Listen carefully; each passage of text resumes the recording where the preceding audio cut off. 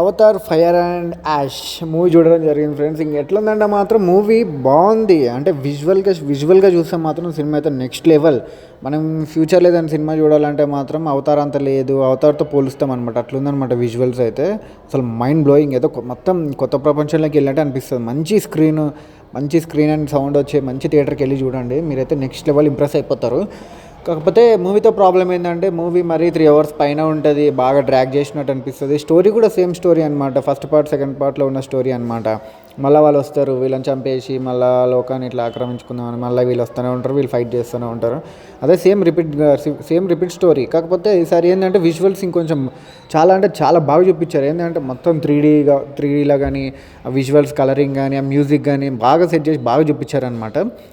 యాక్చువల్గా మూవీ అంత మనకి 3 hours లెంత్ ఉంది కాబట్టి మనకి ఓపికతో కూర్చొని చూస్తే ఆ వరల్డ్లోకి వెళ్ళిపోయినామంటే ఒకసారి ఇన్వాల్వ్మెంట్ అయితే మాత్రం వరల్డ్లో అట్లనే చూడాలనిపిస్తూ ఉంటుంది మనకైతే. కాకపోతే మూవీ కొంచెం బోర్ అనిపిస్తూ ఉంటుంది. కాకపోతే ఆ విజువల్స్ కోసం అని చూడాలి మనం, ఎందుకంటే ఇలాంటి విజువల్స్ ఉన్న మూవీ మళ్ళీ రాలేదు కూడా, ఎందుకంటే అట్లున్నాయి విజువల్స్.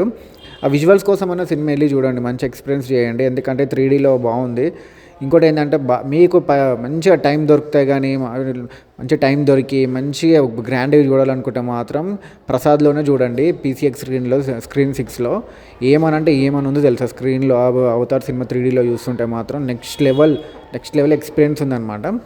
ఎంత ఖర్చు అయినా, అంటే ఎక్కువ ఖర్చు ఏం లేదు, 200-300 అనమాట టికెట్. సో మీరు ఏంటంటే మంచిగా ఎక్స్పీరియన్స్ చేయాలి, కొంచెం వెయిట్ చేస్తామని కూడా ఏం కాదనుకుంటే మాత్రం అలా టికెట్ దొరికినప్పుడే అందులోకి వెళ్ళి చూడండి, అట్లు మంచిగా మీరు బాగా ఎక్స్పీరియన్స్ చేస్తారు అనమాట. కాకపోతే మూవీ ఏంటంటే స్టోరీ సేమ్ రిపీట్ స్టోరీ, ఇంకా కొంచెం లెంతీగా ఉంటుంది. మళ్ళీ అది కాకుండా కొంచెం బోరింగ్ సీన్స్ ఉంటాయి అక్కడక్కడ కాదు, నార్మల్గా అయితే బోరింగ్ సీన్సే ఉంటాయి, ఎందుకంటే హాలీవుడ్ మూవీ కాబట్టి. ఓన్లీ యాక్షన్ సీన్స్ ఇంకా విజువల్స్ కోసం మనమైతే మూవీ చూడాలన్నమాట. ఇలా ఎందుకంటే మీరు ఇవి ఒకటి మైండ్లో పెట్టుకుని వెళ్ళిపోండి, ఓన్లీ యాక్షన్ సీన్స్, మంచిగా 3D ఎఫెక్ట్. ఇంకోటి ఏంటంటే మంచి కొత్త వాళ్ళకి వెళ్ళిపోవాలి, మంచి ఎక్స్పీరియన్స్ చేయాలి మూవీ అంటే అనుకుంటే వెళ్ళి వెంటనే చూసేయండి, ఎందుకంటే మనకి ఇలాంటి ఉన్న మూవీ మళ్ళీ దొరకదు.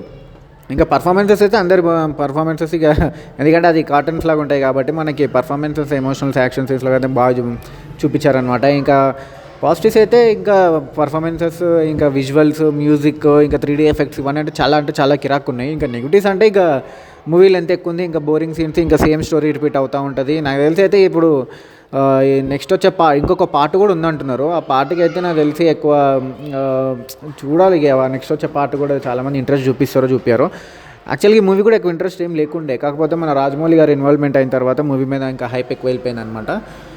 సో చూద్దాం. ఇంకా దీని రివ్యూ రేటింగ్ అయితే మాత్రం నేను యాక్చువల్గా ఒక విజువల్స్కి అయితే 5కి 5 ఇచ్చేస్తా. ఇక స్టోరీ ప్రకారంగా, ఇక లెంత్ ప్రకారంగా, మూవీ ప్రకారంగా అయితే 5కి 2.5 ఇచ్చేస్తాను అనమాట. సో నాకైతే ఇట్లా అనిపించింది. మీరైతే మంచిగా ఎక్స్పీరియన్స్ చేయండి మూవీకి వెళ్ళేసి. Okay friends, thank you. కొంచెం సబ్స్క్రైబ్ చేసుకోండి.